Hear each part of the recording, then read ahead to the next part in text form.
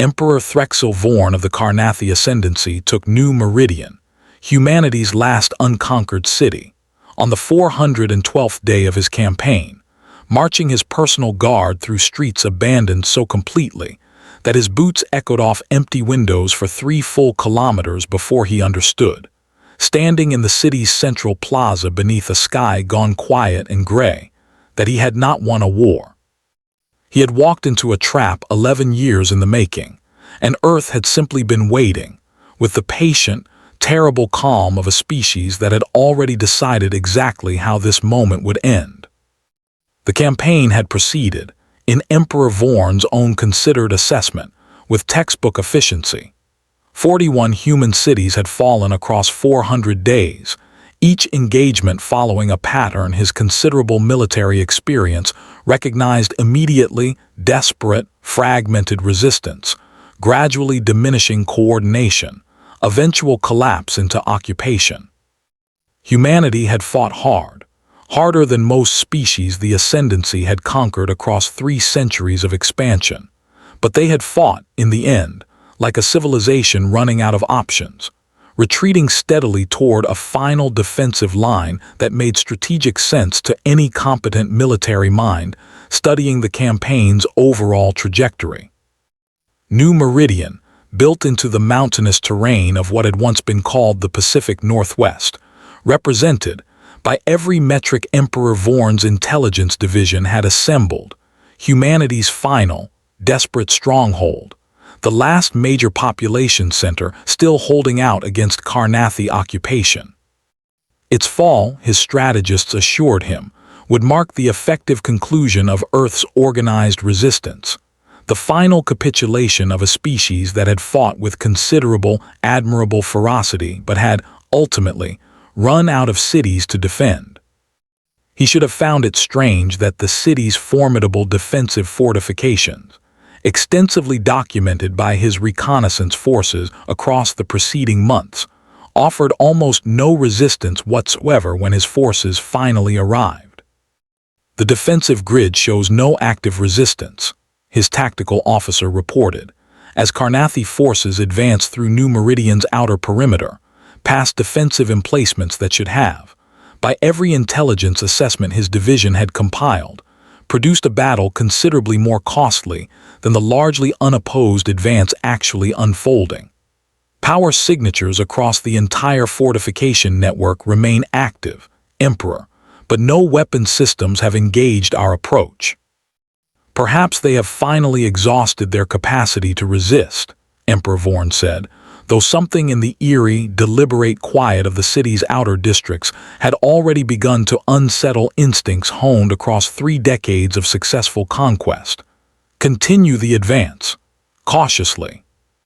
They found the city's population within the hour, gathered not in the scattered, desperate resistance formations his intelligence had prepared him to expect, but assembled, with unnerving order, in New Meridian's central plaza, tens of thousands of human civilians standing in calm, organized silence beneath a gray autumn sky, watching his forces approach with an expression his translator implant struggled to properly categorize. It was not fear. It was not defiance exactly, though something of that quality lingered beneath the surface. It was closer, Emperor Vorn would later reflect, to patience, the specific, unsettling patience of people who had been waiting for a very long time for exactly this moment to finally arrive. A woman stepped forward from the gathered crowd as his personal guard entered the plaza, moving with the calm, unhurried authority of someone who had clearly been designated, by whatever remained of humanity's command structure, to deliver whatever message the moment required. She was perhaps 60 years old, dressed in simple civilian clothing rather than any military uniform, and she regarded Emperor Vorn with an expression of quiet, watchful calculation that made him understand, with mounting and specific unease, that his forces had not, in fact, achieved the decisive victory his 400 days of campaigning had been building toward. "Emperor Threxel Vorn," she said, her translator-rendered voice carrying no fear whatsoever. "My name is Dr. Alina Reyes. I represent what remains of Earth's Coordinated Defense Council. We've been expecting you for approximately 11 years. Emperor Vorn found himself, for the first time in 3 decades of considerable military experience, genuinely uncertain how to properly interpret a defeated enemy's surrender. 11 years, he repeated. The Carnathi Ascendancy's contact with human territory began 412 days ago, at the commencement of this campaign. Your assertion of an 11-year timeline does not correspond with any intelligence assessment our reconnaissance division has developed. Your reconnaissance division's intelligence assessment was substantially incomplete, Emperor, Dr. Reyes said, which is, I suppose, the entire point of what's about to happen next. We detected the Ascendancy's initial deep space reconnaissance activity approximately 11 years before your invasion fleet's formal arrival. Your scout vessels weren't nearly as subtle as your Ascendancy's doctrine apparently assumed. We've known you were coming in considerable detail for over a decade. Emperor Vorn processed this revelation with the careful, methodical attention his considerable military training demanded, his tactical instincts already recalculating a campaign timeline that had, apparently, been running for 11 years longer than his own understanding of the conflict had ever suggested. You are asserting that Earth's defensive response to our invasion was not, as our intelligence concluded, a desperate, reactive campaign fought with diminishing coordination toward inevitable collapse, he said slowly, but rather a deliberately constructed strategic performance conducted over 11 years of preparation, specifically designed to produce exactly the outcome our campaign has, in fact, achieved. I'm asserting exactly that, Emperor, Dr. Reyes said. 41 cities fell to your forces across the preceding 400 days, in an order, and at a pace your own strategists undoubtedly found reassuringly consistent with a civilization running out of options. What your intelligence assessment failed to properly weight, because we spent considerable effort over 11 years ensuring it would fail to properly weight it, is that every single one of those 41 cities fell exactly according to a defensive timeline we constructed, years in advance, specifically to guide your campaign to precisely this location, at precisely this moment, with your forces arranged in precisely the configuration currently surrounding this plaza. Emperor Vorn's tactical officer, standing at his side throughout the exchange, felt the specific, mounting alarm of a military professional beginning to understand that his force's current tactical position, deep within a city his intelligence assessment had characterized as humanity's final, desperate stronghold, might represent something considerably more dangerous than the decisive victory it had appeared to be only minutes earlier. Explain the strategic purpose of this deception, Emperor Vorn said, his voice carrying the particular controlled calm of a commander confronting a battlefield reality his considerable experience had never previously required him to process. New Meridian was never our last city, Emperor, Dr. Reyes said. It was our first trap, built specifically for this exact moment, this exact configuration of your forces, gathered in this exact location, believing themselves to be witnessing humanity's final, inevitable collapse. We couldn't match your Ascendancy's technology directly. Our intelligence assessment of your capabilities, developed across 11 years of careful observation, made that mathematically clear almost immediately. What we could do, given 11 years of preparation and a species-wide commitment to a single strategic objective, was ensure that when your forces finally believed they had won, they would actually be standing exactly where we needed them to stand, in exactly the numbers and configuration our own defensive technology, developed specifically to exploit that precise scenario, could most effectively counter. Emperor Vorn understood, in the specific, cascading horror of a commander realizing his tactical situation, had fundamentally inverted in the span of a single conversation, that his personal guard, his most elite forces, the overwhelming majority of his campaign's remaining military strength, currently stood concentrated within a single, carefully chosen location that 11 years of deliberate human strategic planning had specifically engineered them to occupy. You constructed an 11-year campaign of deliberate, orchestrated defeat, he said, specifically to lure the Ascendancy's primary invasion force into a single, concentrated tactical position, believing yourselves to be witnessing a decisive victory. That's an accurate summary, Emperor, though I gently push back on one detail, Dr. Reyes said. We didn't orchestrate defeat exactly. Every city that fell to your forces across those 400 days fought genuinely, with real casualties on both sides, real strategic decisions made by real commanders doing their honest best against an enemy with considerable technological advantage. We couldn't fake that kind of resistance convincingly enough to fool an intelligence apparatus as sophisticated as yours. What we could do was ensure that every one of those genuine defeats happened in a specific sequence, at a specific pace, that gradually, patiently, shaped your campaign's overall trajectory toward exactly this location, without your strategists ever having sufficient reason to suspect the pattern was anything other than the natural, inevitable collapse of an overmatched civilization running out of defensible ground. Emperor Vorn's tactical officer, receiving urgent sensor data through his command interface, delivered the confirmation that transformed Dr. Reyes' revelation from strategic theory into immediate, catastrophic tactical reality. Emperor, we're detecting massive energy signatures activating across New Meridian's entire underlying infrastructure, he said, his composed military bearing fraying under the weight of what his sensors were reporting. The defensive grid our reconnaissance previously assessed as inactive is registering full power mobilization, citywide, with configuration patterns suggesting a coordinated strike specifically calibrated against our current force concentration. The defensive grid was never inactive, Emperor, Dr. Reyes said, her calm, measured tone carrying no satisfaction, only the particular grave weight of someone delivering consequences she had spent 11 years preparing to deliver. It was waiting, exactly as we've been waiting, for your forces to gather in precisely the configuration our targeting systems were specifically designed to exploit. Every fortification your reconnaissance documented across the preceding months was real. Every power signature was genuine.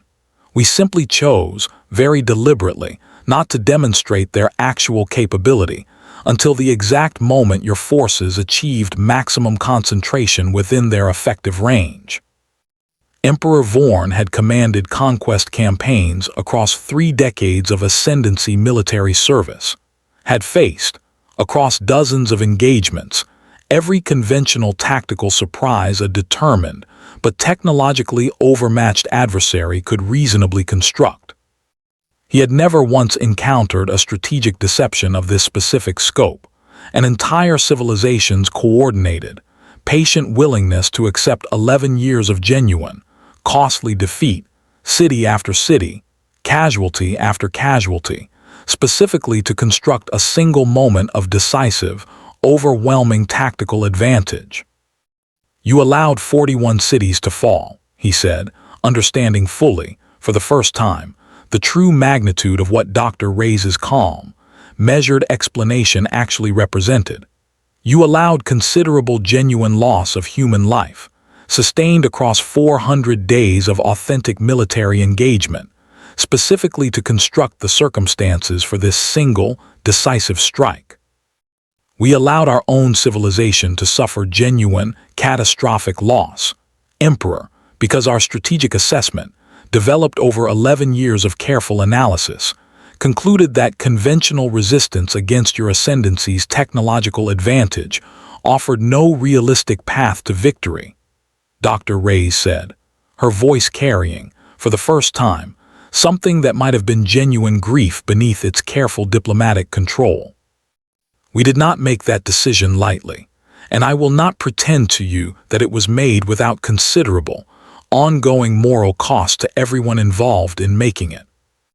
But we concluded, after careful analysis, your intelligence division apparently never suspected we were capable of conducting, that a decisive, concentrated strike against your invasion force's core strength, executed at precisely the right moment, offered our species a genuine path to survival that gradual, distributed resistance across 41 separately defended cities never could have provided.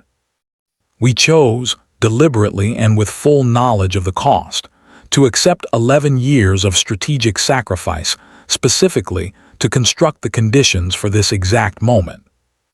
The strike, when it came, arrived with a coordinated precision that Emperor Vorn's considerable military experience recognized, even in the catastrophic final moments of his campaign's collapse. As a level of tactical sophistication, his ascendancy's intelligence assessment had never once suspected humanity capable of developing. New Meridian's defensive infrastructure, patient and silent for 400 days of apparent inactivity, activated across the city's entire footprint with a coordinated intensity specifically calibrated against the exact concentration of Carnathi, forces his own campaign's confident momentum had gathered within the plaza's effective targeting radius. Emperor Vorn's personal guard, the elite core of a conquest campaign that had, until the preceding several minutes, appeared decisively victorious, found themselves confronting a defensive response their own reconnaissance had specifically failed to detect, precisely because Earth's Defense Council had spent 11 years ensuring that failure of detection represented the single most critical component of their entire strategic plan. The battle that followed, documented extensively in the years afterward across both human and Carnathi historical records, would become known within Ascendancy military academies simply as the New Meridian Reversal, one of the most significant tactical defeats in 3 centuries of Carnathi conquest history, and the first engagement in recorded Ascendancy military experience, where an apparently decisive, overwhelming victory transformed, within the span of minutes, into a catastrophic strategic collapse.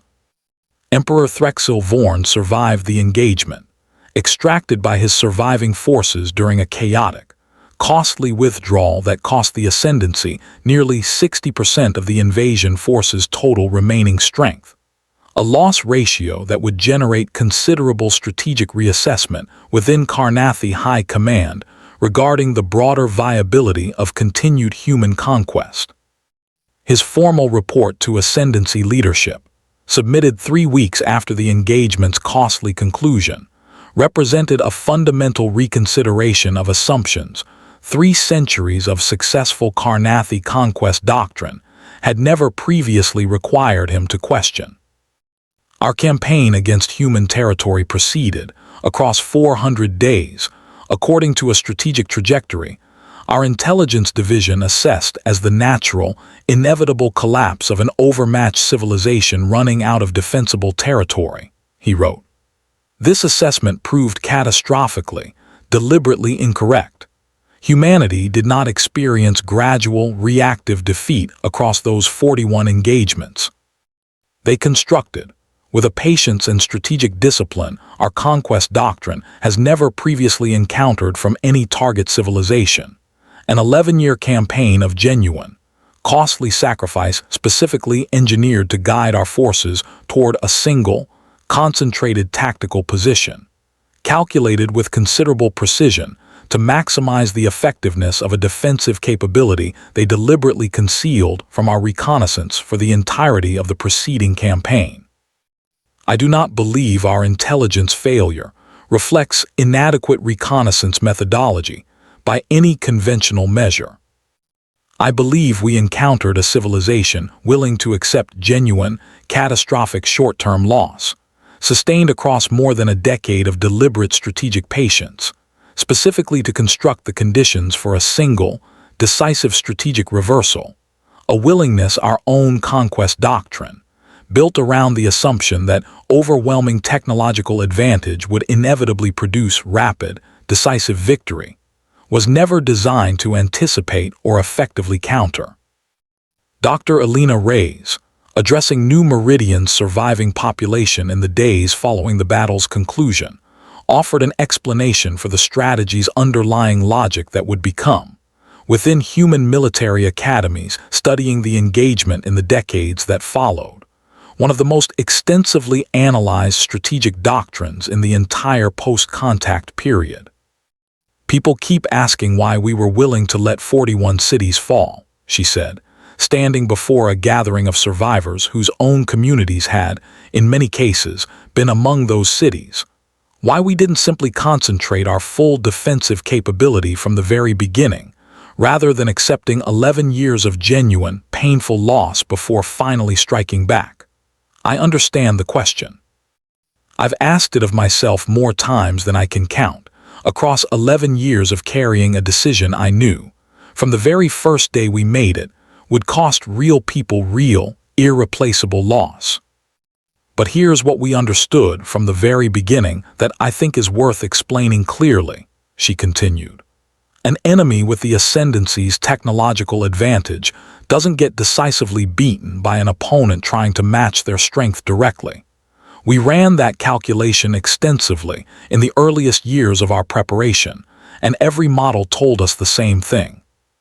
Direct, distributed resistance, city by city, defended with everything we had from the very first engagement, would have produced exactly what our own history's less carefully planned wars have always produced against a technologically superior opponent. Slow, grinding, ultimately hopeless attrition, ending in exactly the same conquest we were trying to prevent, just achieved more slowly and at even greater total cost. What we understood instead was that the ascendancy's own confidence, their own considerable, well-earned faith in 3 centuries of successful conquest doctrine, represented a vulnerability our direct military strength never could have exploited on its own. An enemy convinced their winning stops looking as carefully for the trap they're walking into. We spent 11 years, and yes, considerable genuine loss, deliberately reinforcing that confidence, city by city, casualty by casualty, specifically so that when the moment finally came to strike back, we wouldn't be facing a cautious, fully alert invasion force. We'd be facing an army that believed, with complete and justified confidence based on everything they'd observed across 400 days of genuine, hard-fought campaign, that they had already won. She paused, allowing the weight of 11 years of carefully guarded strategic patience to settle fully across a room of survivors who had each, in their own way, paid some portion of the cost that patience had required. "I won't stand here and tell you it was easy, or that I'd make exactly the same choices again without carrying real doubt about whether we found the right balance between necessary sacrifice and unnecessary cost," she said. "I don't think any of us who helped plan this ever expected it to feel like victory, even when it worked exactly as we designed it to work. But I believe, and I think the 11 years of careful, patient work that led to this moment bears out, that sometimes the only way a species without your enemy's overwhelming advantage actually survives contact with that advantage is by refusing to fight the war your enemy expects you to fight, even when that refusal costs you dearly, for far longer than anyone fighting through it ever wants to endure. We didn't beat the Carnathi ascendancy by matching their strength. We beat them by understanding, with more patience than I think any of us knew we had until we were forced to find it, exactly what their confidence would eventually cost them, and being willing to wait, city by city, year by year, until that cost finally came due. The Carnathi ascendancy withdrew from active engagement with human territory in the years following the New Meridian reversal, a strategic retreat that ascendancy high command justified through careful, deliberately vague diplomatic language, but that internal Carnathi military assessments would eventually acknowledge, in documents not intended for public circulation, represented the first substantial conquest failure in 3 centuries of otherwise uninterrupted ascendancy expansion. Emperor Threxel Vorn, reflecting years later on the campaign that had, in a single afternoon, transformed from his career's most decisive triumph into its most catastrophic reversal, offered a final assessment that would become required study across every subsequent generation of Carnathi military strategists. "We believed we had conquered Earth's last city," he wrote, in a memoir published decades after his eventual retirement from active ascendancy military service. And in a narrow, technical sense, we had. New Meridian did, in fact, represent the final major population center standing between our forces and complete territorial control of the human homeworld.